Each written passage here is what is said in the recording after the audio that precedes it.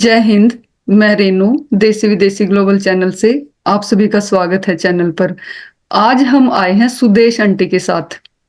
Sudesh aunty की life journey इस type से है। अंकल जी एक्सपायर हो गए थे टाइम से पहले, बच्चे छोटे थे आंटी के, और आंटी ने मेहनत तो की बच्चों को पालने के लिए, साथ ही साथ पॉजिटिव थिंकिंग रखी। तो आज आंटी से ना डिटेल में पूछेंगे इस चीज के बारे में कि क्या क्या परेशानी आई आंटी को और उनका सामना कैसे किया। तो वीडियो के लास्ट तक बने रही। नमस्ते आंटी। नमस्ते बेटा। देखते रहो, खुश रहो। Thank you aunty. तो आंटी पहले तो आपकी इंट्रोडक्शन दे दो, आपका नाम, गांव, ससुराल का नाम।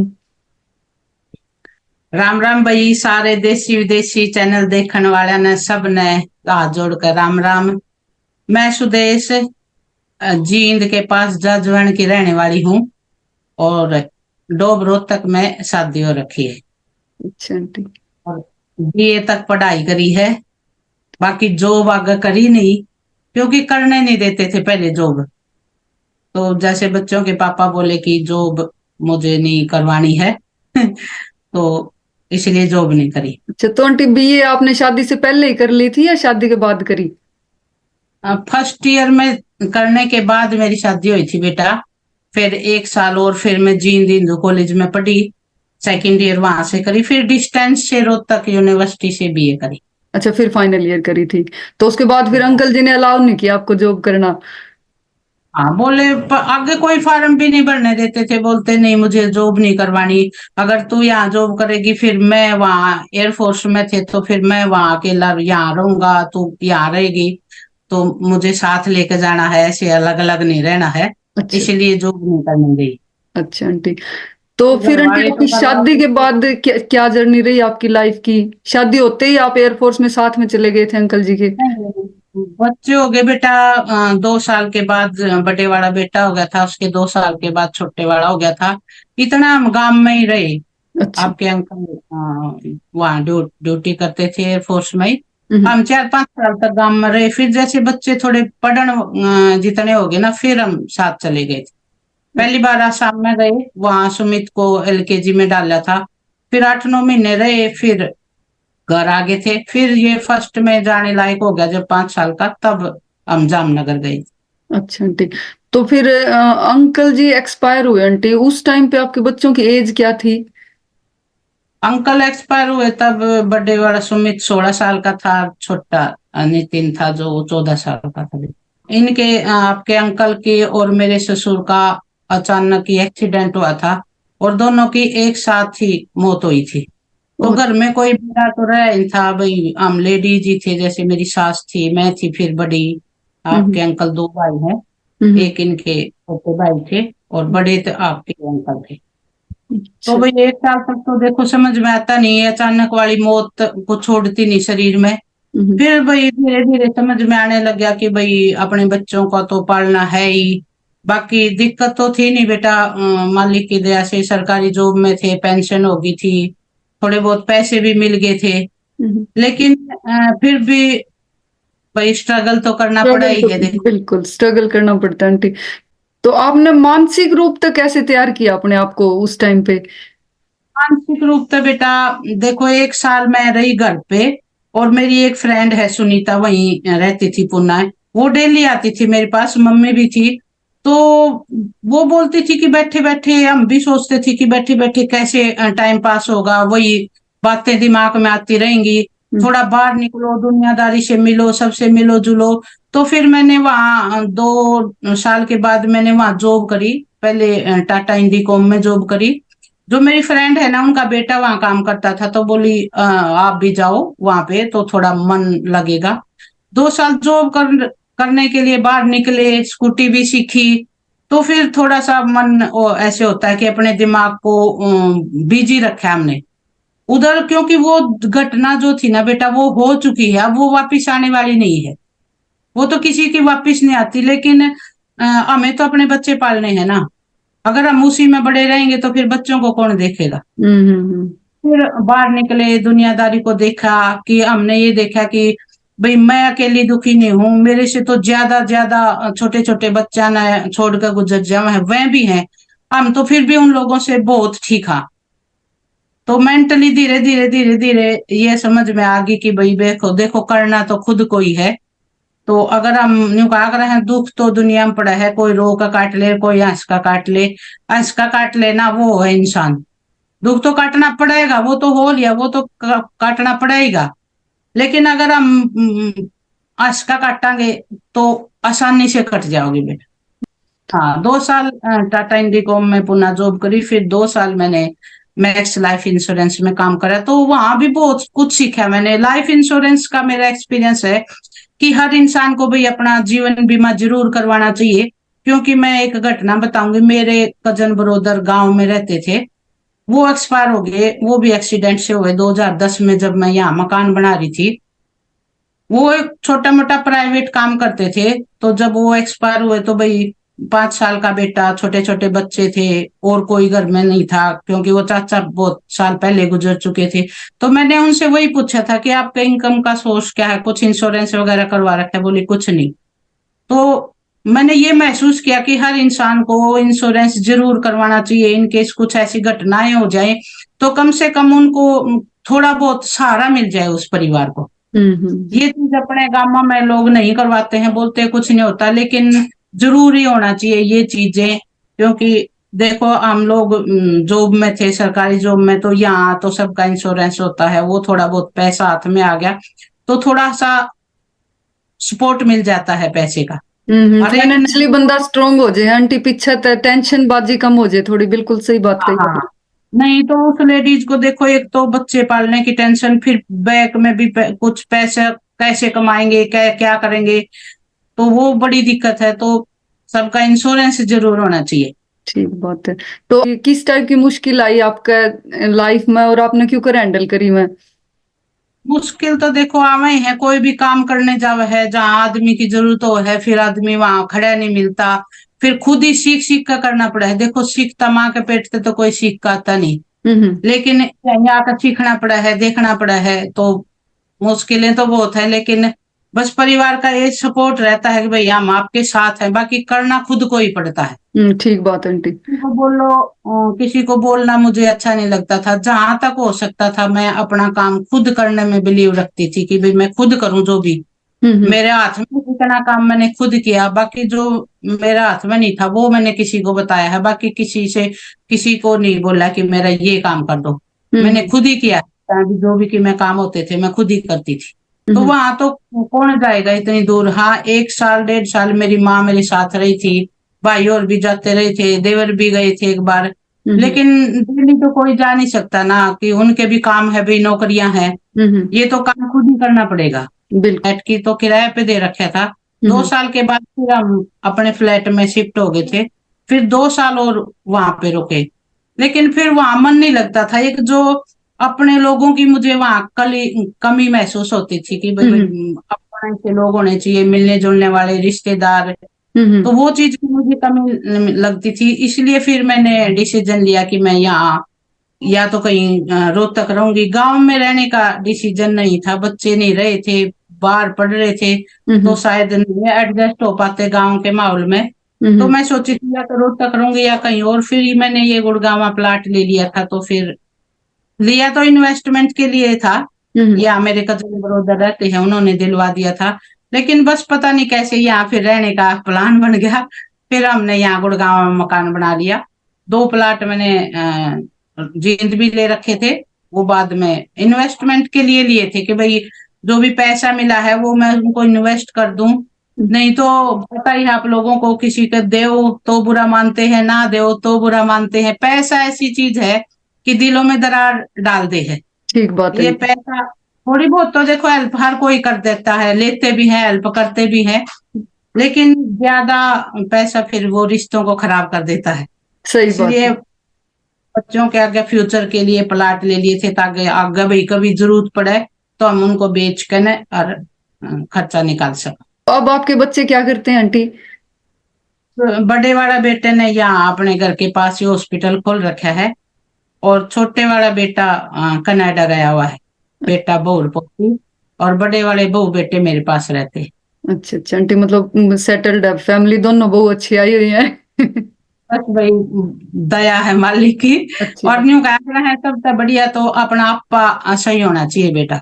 बिल्कुल। 2013 में मैंने बड़े वाले बेटे की शादी कर दी थी, हम्म। क्योंकि मुझे लगता था भाई मैं अकेली रहती हूँ, बच्चे बाहर पढ़ने चले जाते हैं, तो एक भाई लेडी जो हम दोनों टाइम पास कर लें अपना। तो इसकी 23 साल की उम्र में ही शादी मैंने कर दी थी, और भगवान की दया से बहू भी अच्छी आ गई। और बस हम दोनों सास बहू के मन मिल गए बेटा। बहुत अच्छी बात है। जब कोई भी नया बच्चा घर में आता है तो 1 साल तो उसको एडजस्ट करने में लगता है। गलतियां भी करेंगे, लेकिन हमें थोड़ी ना वो उसको टाइम देना है, उसको कंफर्टेबल सा फील करवाना है। कोई बात नहीं, हो गया तो कोई बात नहीं बेटा, कोई नहीं। तो यूं कर करके फिर हम दोनों के सास बहू के अच्छे मन मिले हुए हैं, बढ़िया चल रहा है। बहुत अच्छी बात आंटी। तो अब आप यूट्यूब पे भी आए हुए हो, आपका चैनल है घूम घाघरा के नाम से है एक तो आप कब आए यूट्यूब पे, और आपको कैसे फील हुआ कि यूट्यूब पे आना चाहिए? देखो 2013 में बेटे की शादी करने के बाद भाई मैंने बहू को सौंप दिया सारे कुछ। मैंने ये बोला कि भाई मुझे अपनी 2 टाइम की रोटी चाहिए, बाकी जो कुछ करो वो तुम्हारा है भाई। चाहे तुम लेट उठो, बखत उठो, कैसे भी उठो, कैसे भी काम करो, वो तुम्हारा काम है। मैं फ्री हूँ। हम्म। मैंने बस अपनी रोटी चाहिए, जो कुछ सामने चाहिए वो चीज ले आने के लिए तैयार हूँ। तो फिर काम बहू ने संभाल दिया था, तो फिर मैं यूट्यूब देख लेती थी बच्चों से सीख के, भाई कैसे वो फोन, ये पहले तो ये फोन भी ना चला करते, वो छोटे छोटे फोन आया करते, देखने लग गए। हाँ, देखने लग गए तो फिर यूट्यूब पे जैसे गीत वगैरह मैं सुनती थी, एक दो चैनल थे। तो मेरे भी मन में आया कि भाई हम भी चैनल खोल लें, भाई ताकि हमारे भी बच्चे पोते भाई हमारे जाने के बाद देख सकें कि हमारी दादी भी थी। यूं करके फिर चैनल खोलने की सोची। 1 साल भर बोलती रही बच्चों को कि चैनल बना दो बना दो, बोले हाँ बनाएंगे बनाएंगे। बस फिर 2018 फरवरी में चैनल बना लिया। उस टाइम नहीं पता था मैं भी वही यूट्यूब से कोई इनकम होती है या कुछ नहीं। हम तो जैसे कोई भी गाना चल रहा है और कोई डांस कर रही है, वो वीडियो डाल दी थी हमने पहले ही। उस पे कॉपीराइट आ गया, पता नहीं था ये क्या चीज होती है, कॉपीराइट क्या होती है।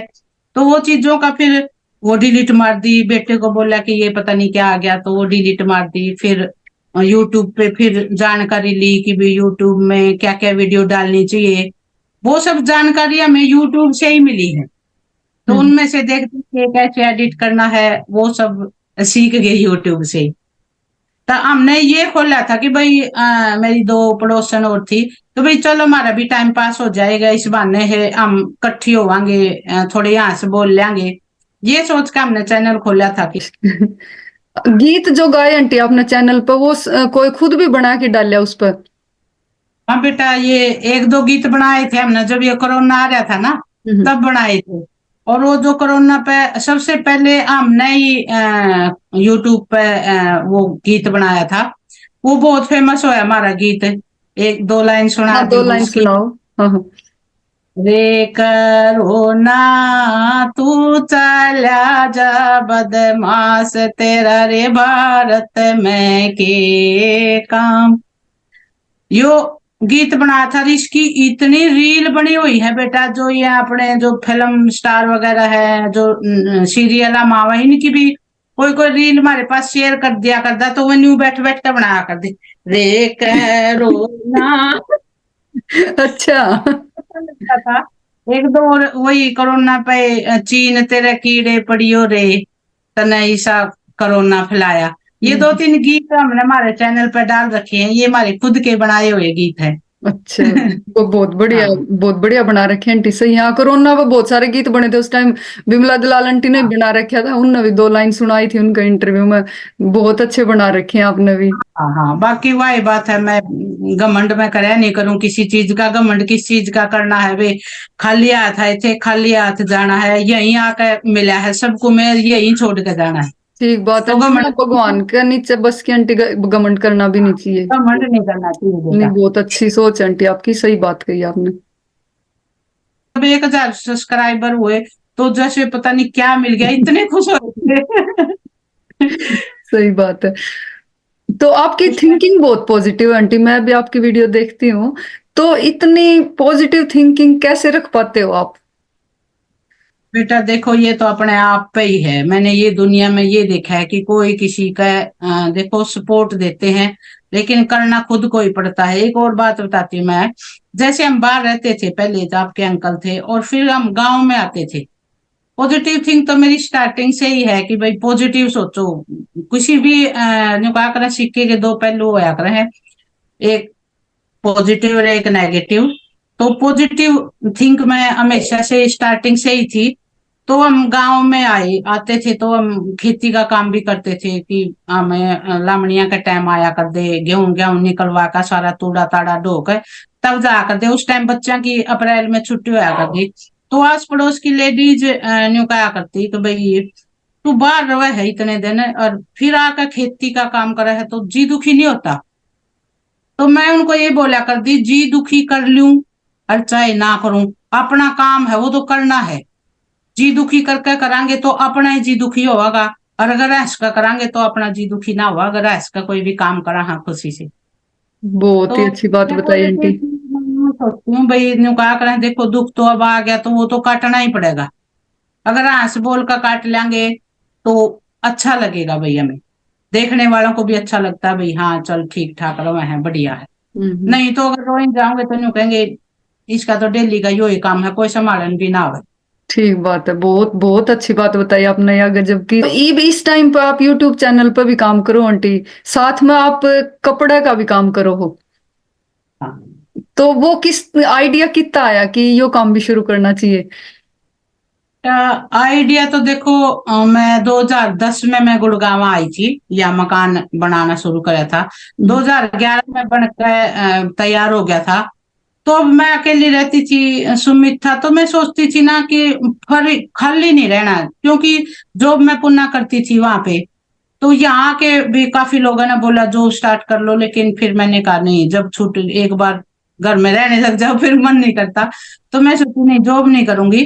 तो जैसे नुका कर ना, ठाली दिमाग शैतान का घर। तो मुझे अपने आप को बिजी रखना था, अपने माइंड को बिजी रखेंगे तो उतना बढ़िया रहोगा, नहीं तो वही कुछ न कुछ उल्टी सीधी बातें दिमाग में आऊंगी। तो इस करके मैंने 2011 में भी कपड़े का काम किया था कि मैं बिजी रहूं। हम्म फिर 2011 में, फिर 13 में सुमित की शादी करी, फिर बीच में बंद कर दिया था कि भाई बहू बहू आ गई, उस चीजा में बिजी हो गए।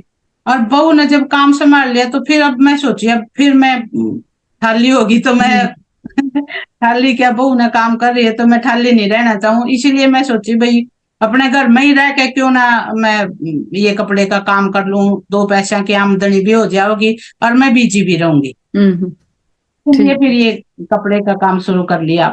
कर लेती हूँ, अपना टाइम पास हो जाता है, उसमें लगी रहती हूँ, कभी वीडियो बनाई, कभी पार्सल भेजे, तो मैं उसमें बिजी रहती हूँ। बहू काम कर लेती है तो फिर वही बात है, बहू काम कर ले, खाली सासू है तो कि मैंने कि मैं फिर उसमें नार चुकर काटेगी, ये नहीं किया, वो नहीं किया, वो नहीं किया। तो इतना टाइम ही मत लो ना, बिजी रहो अपने आप में। और सही बात। आप मस्त रहती हैं अपने आप में। मैंने बहू का भी चैनल खुलवा रखा है, कि इसीलिए खुलवाया कि भाई पहले जॉब करती थी कविता, फिर हम्म ये कोरोना के टाइम पे उसने स्कूल में जॉब करती थी, छोड़ दी थी।